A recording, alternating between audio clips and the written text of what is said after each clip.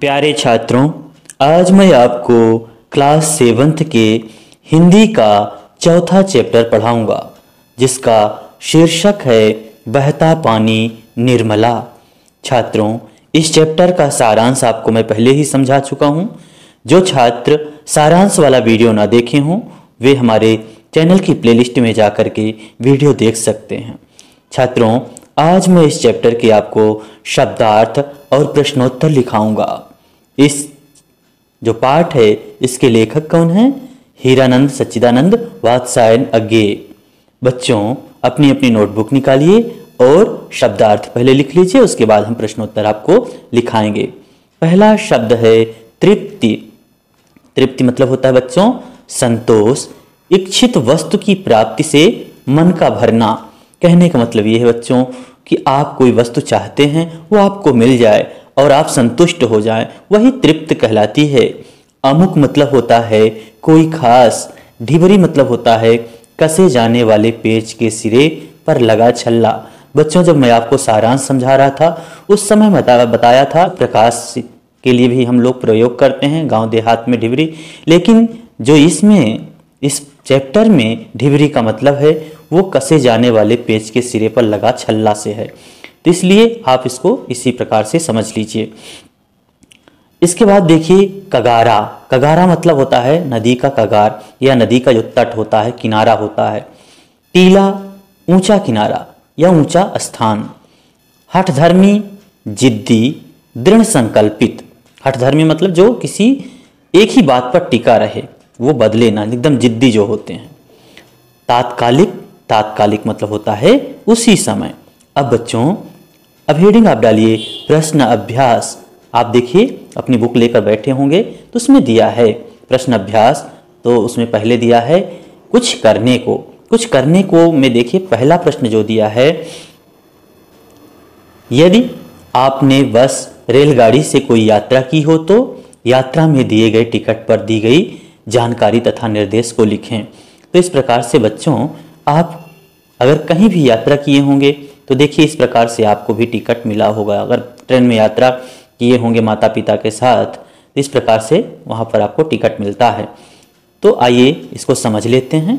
उत्तर देखिए, उत्तर में संकेत दिया है कि रेलगाड़ी की टिकट पर दी गई जानकारियाँ मुख्यतः इस प्रकार होती हैं जैसे यहाँ टिकट में दी हुई हैं। इसको समझ लीजिए। जैसे बच्चों, आपको कोई टिकट मिलता है तो उसमें यहाँ पर PNR नंबर दिया रहता है और यहाँ पर गाड़ी नंबर दिया है। देखिए गाड़ी नंबर दिया हुआ है, यहाँ पर आपको दिया है डेट कि किस डेट में आप सफ़र करते हुए, यहाँ पर डेट दिया हुआ है, कितने किलोमीटर आपको जाना है, आपके साथ वयस्क कितने हैं, बच्चे कितने हैं और टिकट नंबर क्या है, ये सारी चीज़ें आपको दी हुई हैं। और आप कहाँ से कहाँ के लिए सफ़र कर रहे हैं ये यहाँ पर दिया है। ये कल्याण जंक्शन से भुसावल जो व्यक्ति सफ़र कर रहा है उसका है। तो इस प्रकार से अगर आप सफ़र करते हो तो इसमें सारी चीज़ें दी होती हैं। श्रेणी क्या है, यहाँ पर SL लिखा है, मतलब स्लीपर में आप सफ़र कर रहे हो। और आपकी गाड़ी का क्या नाम है? गीतांजलि एक्सप्रेस। तो इस प्रकार से ही बच्चों उसमें दिया होता है। कोच आपका क्या है? S14 दिया है ना, तो S14 में आपको बैठना है, कोच नंबर है। सीट कौन सी है? 33। और बर्थ क्या है? लोअर बर्थ है। लिंग क्या है? फीमेल है या मेल है, उसमें लिखा रहेगा। आयु कितनी है आपकी? जितनी आयु होगी वो दी रहेगी। इस प्रकार से ही बच्चों जो रेलगाड़ी का टिकट होता है उसमें विवरण दिए रहते हैं। अगर आप भी कहीं सफ़र किए हो तो उसका आप विवरण लिख सकते हो या इसको देख करके आप लिख सकते हो। इसके बाद दूसरा प्रश्न देखिए, प्रश्न नंबर दूसरा। मैंने लौटने का निश्चय किया पर सड़क दिखती तो थी नहीं। अंदाज से ही मैं बीच के पक्के हिस्से पर गाड़ी चला रहा था। मोड़ने के लिए उससे पटरी से उतरना पड़ेगा और इधर उधर सड़क है भी कि नहीं क्या भरोसा। और मैं एक जगह देख भी चुका था कि आंखों के सामने ही कैसे समूचा ट्रक दलदल में गायब हो जाता है। इसलिए मोटर को बिना घुमाए उल्टे गियर में ही कोई 2.5 मील तक लाया। यहाँ सड़क कुछ ऊंची थी, उस पर गाड़ी घुमाकर शिव सागर पहुंचा। इस प्रकार से बच्चों ये देखिए, एक उसमें आपको पूरा पूरा पैराग्राफ दिया हुआ है। अब इसको क्या करना है, नीचे देखिए इसमें दिया है कि उपयुक्त अनुच्छेद को पढ़कर अपने सहपाठियों से पूछने के लिए 4 प्रश्न तैयार करिए। तो इसको आपको ध्यान से पढ़ना है और इससे 4 प्रश्न तैयार करने हैं। तो देखिए उत्तर, देखिए इसके 4 प्रश्न तैयार किए गए हैं, इनको लिख लीजिए। जैसे कि पहला प्रश्न है, लेखक ने लौटने का निश्चय क्यों किया होगा।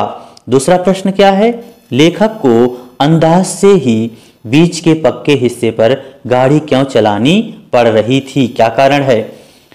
तीसरा प्रश्न है, लेखक ने क्या देखा था। चौथा प्रश्न है, लेखक शिवसागर कैसे पहुंचे। तो 4 प्रश्न आपको तैयार करने के लिए बोला गया, तो ये 4 प्रश्न आप तैयार करके लिख सकते हैं। इसके बाद देखिए विचार और कल्पना पर आधारित प्रश्न हैं। तो विचार और कल्पना पर आधारित जो प्रश्न है उनको भी आप लिख लीजिए। पहला प्रश्न देखिए, आपने भी कोई ना कोई यात्रा जरूर की होगी, उस यात्रा में कई प्रकार की समस्याएं आई होंगी, उन समस्याओं का वर्णन अपने शब्दों में कीजिए। तो बच्चों, अगर आपने कोई यात्रा की है और उसमें क्या क्या समस्या आपको झेलनी पड़ी, अगर आपने कोई यात्रा की है तो उसके बारे में आप लिखना है, आपको स्वयं लिखना है इसको, ये विद्यार्थी स्वयं लिखेंगे। अगला प्रश्न देखिए, प्रश्न नंबर दूसरा, आधे घंटे उस स्वर्ण सैनी पर बैठे बैठे असमिया, हिंदी और बांग्ला की खिचड़ी में लोगों से बताता रहा कि क्या करें। इन परिस्थितियों में लेखक के मन में क्या क्या भाव उत्पन्न हुए होंगे, स्वयं को उस स्थान पर रखते हुए लिखिए। बच्चों, जब लेखक नाव पर सवार थे उस समय वो क्या करते हैं, कभी असमिया में कभी हिंदी में, इस प्रकार से लोगों को समझाते हैं। और उस समय क्या उनके मन में सवाल उठते रहे होंगे। अगर आप वहां पर होते, आप उस स्थान पर होते, तो उस प्रकार से ही आपको सोचना है कि अगर उस स्थान पर होते तो क्या भाव उत्पन्न होते और आपको उसके उत्तर देने हैं, इस प्रकार से सोचकर ही। तो देखिए क्या क्या भाव उत्पन्न हो सकते हैं उन परिस्थितियों में। इन परिस्थितियों में लेखक के मन में तरह तरह के भाव आ रहे होंगे, जैसे बाढ़ का पानी यदि ज्यादा ऊपर आ गया तो, यदि नाव पलट जाएगी तो क्या होगा, क्या मैं अपने घर सुरक्षित लौट पाऊंगा, मोटरसाइकिल यदि आधे रास्ते खराब हो गई तो, इत्यादि इत्यादि। इस प्रकार से ही उनके मन में तमाम प्रश्न बन रहे होंगे, इस प्रकार से उनके मन में सवाल उत्पन्न हो रहे होंगे। इसके बाद देखिए, जो यात्रा वृत्तांत आपको समझाया गया था उस यात्रा वृत्तांत से संबंधित कुछ प्रश्न पूछे गए हैं। तो पहला यात्रा वृत्तांत से संबंधित प्रश्न देखिए, लेखक ने यात्रा करने के कितने प्रकार बताए हैं और उन्होंने किस प्रकार की यात्रा की। उत्तर देखिए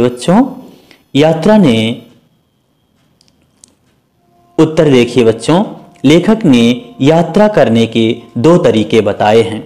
एक तरीका तो यह कि आप पहले से ही यात्रा संबंधित पूरी योजना बना लें। पहला तो तरीका उन्होंने ये बताया कि आप पहले से ही अपनी पूरी योजना बना लें। दूसरे यह कि आप योजना तो कहीं और जाने की बनाइए और निकल कहीं और जाइए। तो इस प्रकार से दूसरी योजना आप इस प्रकार से कर सकते हैं। दूसरा प्लान या दूसरा तरीका उन्होंने ये बताया कि आप योजना कहीं और जाने की बनाइए, लेकिन चले आप कहीं और जाइए, दूसरे स्थान पर चले जाइए। प्रश्न नंबर दूसरा देखिए, लेखक ने किन स्थानों की यात्रा की। तो लेखक कहाँ गया था, लेखक ने सोनारी और शिवसागर की यात्रा की। कहाँ कहाँ के, सोनारी और शिवसागर की। अगला प्रश्न देखिए, प्रश्न नंबर तीसरा, लेखक ने अपनी यात्रा में किस प्रकार की कठिनाइयों का सामना किया।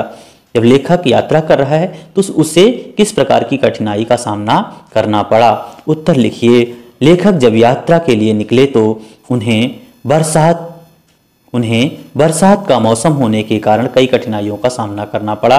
जैसे कि मौसम खराब था, रास्ता खराब था, पूरी सड़क बाढ़ के पानी में डूबी हुई थी, ना आगे बढ़ने का रास्ता था ना पीछे लौटने का।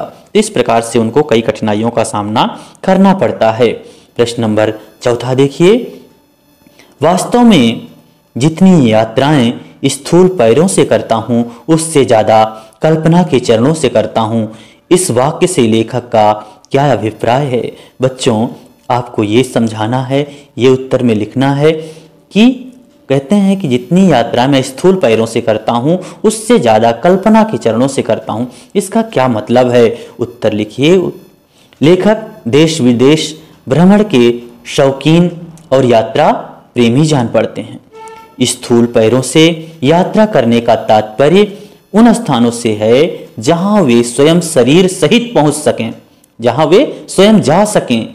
लेकिन जिन स्थानों की यात्रा उन्होंने अपनी कल्पनाओं में की, उन स्थानों के विषय में उन्होंने कल्पना के चरणों शब्द का प्रयोग किया है। जहां पर बच्चों वे नहीं पहुंच सकते, वहां के लिए कल्पना के चरणों जैसे शब्द का प्रयोग किया है। जहां पर वो सशरीर पहुंच सकते हैं, उसके लिए स्थूल शब्दों का प्रयोग किया है, स्थूल पैरों से यात्रा। और जहां नहीं पहुंच सकते हैं, वहां कल्पना के चरणों से संबंधित प्रश्न यहाँ पर शब्द का उन्होंने प्रयोग किया है। प्रश्न नंबर 5वां देखिए। 5वें प्रश्न में क्या कहा जाता है? एक कील की वजह से राज्य खो जाता है, कहावत को लेखक ने किस संदर्भ में कहा है? उत्तर लिखिए बच्चों।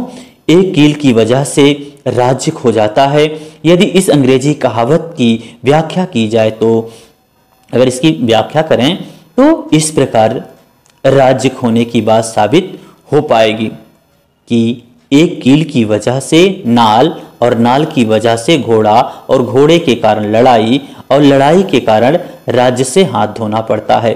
लेखक ने यह बात इस संदर्भ में कही है कि एक दांत मांजने के ब्रश और मोटर की एक मामूली सी ढिबरी लेने के लिए गए और उन्हें लौटने में 3 घंटे की देर हो गई, तो वे बाढ़ जैसी मुसीबत में पड़ गए। तो बच्चों इसीलिए यहाँ पर एक कील की वजह से राज्य के खोने की कहावत कही थी लेखक ने। प्रश्न नंबर 6 देखिए। यात्रा करने के लिए हमें नक्शा किस प्रकार सहायता करता है? उत्तर लिखिए। नक्शे से यात्रा करने में काफ़ी सहूलियत मिल जाती है, मतलब सहायता मिल जाती है। नक्शा हमें सही रास्ता, दूरी, नियत स्थान आदि के बारे में पूरी जानकारी देता है। इसके बाद बच्चों भाषा की बात है। भाषा की बात में आप देखिए पहला प्रश्न जो दिया है बच्चों कि पाठ में आए अंग्रेजी के शब्दों को छांटिए और उनके हिंदी अर्थ ढूंढकर लिखिए। तो बच्चों आपको अपने पाठ से अंग्रेजी शब्दों को छांटना है और उसके हिंदी अर्थ लिखने हैं। तो देखिए उत्तर में यहाँ हम कुछ अंग्रेजी शब्दों को ढूंढकर लिखे हैं और उनके हिंदी अर्थ भी लिखे हैं। तो एक तरफ आप इसी प्रकार से अंग्रेजी शब्द लिखिए और हिंदी अर्थ लिखिए। पहला लिखिए टिकट। टिकट का हिंदी अर्थ होता है अधिकार पत्र। होटल, होटल का मतलब है भोजनालय। सीजन मौसम। ब्रुश दातून। रिजर्व आरक्षित। मोटर यंत्र। सीट बैठने का स्थान। बर्थ सोने का स्थान। ठीक। अगला प्रश्न देखिए प्रश्न नंबर 2। प्रश्न नंबर 2 में क्या कहा जा रहा है? एक कील की वजह से राज्य खो जाता है, यह एक कहावत है। ऐसी ही कहावतों को खोजिए और उनका अर्थ लिखिए। तो उत्तर लिखिए बच्चों। इसी प्रकार की कहावतें आपको खोज करके लिखना है। तो पहली कहावत देखिए, अकेला चना भाड़ नहीं फोड़ सकता। इसका अर्थ ये है कि अकेला व्यक्ति कोई बड़ा काम नहीं कर सकता है। दूसरा देखिए, आसमान से गिरा खजूर में अटका। एक मुसीबत से निकले तो दूसरी आ पड़ी। ठीक। अगली कहावत देखिए, सूरदास की काली कमरी चढ़े न दूजो रंग। इसका अर्थ ये है आदतें पक्की होती हैं, बदलती नहीं हैं। बच्चों इस चैप्टर के शब्दार्थ और प्रश्नोत्तर यहीं पर समाप्त होते हैं। अगर आपको ये वीडियो अच्छा लगा हो तो वीडियो को लाइक करें, चैनल को सब्सक्राइब करें और अपने साथियों के बीच में शेयर करें। धन्यवाद।